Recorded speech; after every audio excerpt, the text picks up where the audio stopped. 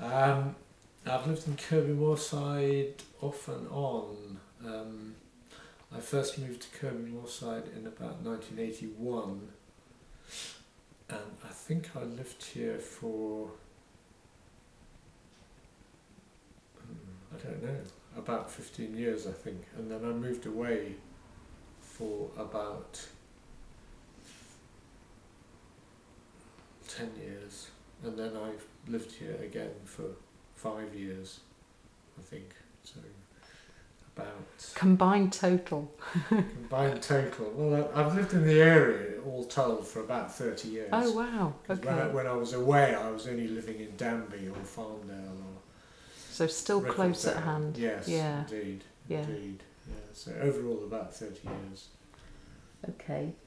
And can you tell everyone how you came to be our window cleaner in Kirkbymoorside? I started window cleaning. It's a bit of an intimate question, that one, or the reply is a bit of an intimate reply, because I separated from my first wife and I didn't know what to do. I had been training as a homeopath, and I found that I wasn't being successful enough at that, and then my ex-wife suggested to mutual friends that I should become a window cleaner. And so they put it into my head, and then I started being a window cleaner then. Okay. And how long ago was that? That's about 20 years ago. Wow.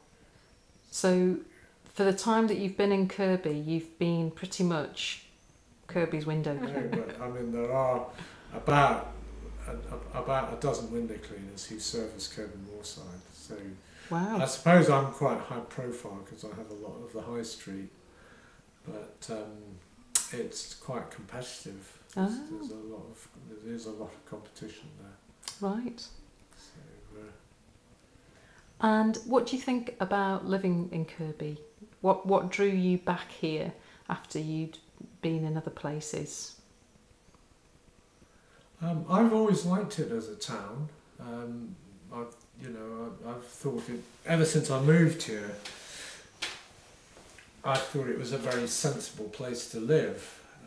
It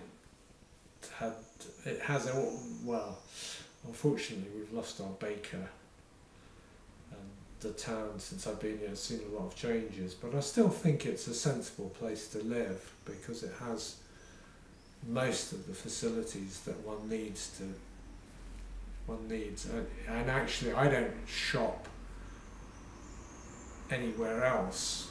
I mean, I do all my shopping in the town, and I find I can live quite happily in the town without going to York or anywhere else. So I mean, it seems sensible from that point of view, and I've always found it to be a friendly town. And I think now I'm becoming over-dependent on it because I have such a high-profile job, and it's extremely pleasing to be greeted and to greet so many people in the town and be so well known. And I think most people who live here find that as well. You know, that Takes a while to walk up and down the streets. they can do, yeah. So I still think that Kirby, holds up to all of that. I think there's some aspects of it that I'm becoming aware of, that the town is changing, and I'm only just becoming aware of it. Like, there used to be a billiard table in what is now the library, and it's not there anymore. And for the old people who used to use that billiard table, I don't know where it's gone. And so there are things like that people don't think about, perhaps, that facilities for the old people have either disappeared or moved, possibly out of reach of those old people who used to use that billiard table. And I think that we've lost the top of the church houses, which was a sort of communal area, and you could put on mini concerts there and things like that. And there's nothing really replacing that. And there's still, I mean, it's always been, ever since I've been here, I've always thought that really the town needs a youth club, a proper youth club, and there's never been. And I've often thought, well, maybe the dugout could do it. You know, we could have a proper youth club there, because there isn't anything, and I still think that's a desperate need for the town. Okay. Can you tell us a little bit about your storytelling? Wow, I've storytelling. I'm actually now, I can actually say I am a professional storyteller. I have actually received payment, so I am actually a professional. And I'm just at the beginning. I'm just starting and taking the first steps on a long road, really. And I'm quite pleased. About 2 years ago, I think about 3 years ago, I decided that I would become a storyteller. And about 2 years ago, I actually sort of decided, well, this is what I'm going to do. And I've sort of mapped out a sort of 4-year personal degree course in storytelling. And I'm 2 years into that. And I'm sort of making progress. But I realised that as with everything, if you're going to be really good, the apprenticeship is a very long one. And, you know, so 10 years or 15 years. I probably don't have 20 years left of storytelling in me.